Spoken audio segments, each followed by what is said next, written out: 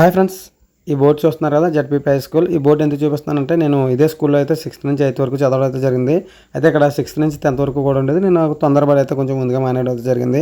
అలాగే మా ఫ్రెండ్స్ అందరూ కూడా ఇప్పుడు 17 సంవత్సరాల తర్వాత గెట్ టుగెదర్ అయితే ప్లాన్ చేసుకున్నారనమాట. వాళ్ళందరూ కూడా కొంచెం చదువుకొని కొద్దిగా ఉన్న స్థాయిలో అయితే ఉన్నారు. నేను ఒక్కనే చదువుకోకుండా ఆటో ఫీల్డ్లో ఉండిపోయాను. నాలా ఎవరో ఉండకూడదని అయితే ఈ వీడియో అయితే చేయడం అయితే జరుగుతుంది. ఎందుకంటే వాళ్ళందరూ కూడా నన్ను గుర్తించి 17 సంవత్సరాల తర్వాత మళ్ళీ నన్ను పిలవడం అయితే జరిగింది. అలాగే నీకేమైనా ఐడియా ఉంటే చెప్పమన్నారు. కానీ నేను ఎప్పుడు కూడా గెట్ టుగెదర్ అనే పార్టీకి ఎప్పుడు వెళ్ళలేదు. దాని గురించి అయితే నాకు దీని మీద ఏ అవగాహన లేదని అయితే చెప్పడం జరిగింది. సర్లేని వాళ్ళే ప్లాన్ చేసుకున్నారు. అలాగే వాళ్ళు ప్లాన్ చేసుకున్న ప్రతిదీ కూడా నాకు బాగా నచ్చింది అనమాట. ఇక్కడ ఇంకా ముఖ్యంగా చెప్పే విషయం ఏంటంటే, మేము చదువుకునేటప్పటికి ఇప్పటికి కూడా స్కూల్ అయితే చాలా చేంజ్ అయింది. అప్పుడు బాగుండేది, ఇప్పుడు ఇంకా బాగుంది. అలాగే ఇక్కడ స్టేజ్ కట్టుకునే పని లేకుండా రెడీమేడ్ స్టేజ్ అయితే ఉంది. మా స్కూల్లో ఇది ఒక ప్లస్ పాయింట్ అని అయితే చెప్పొచ్చు.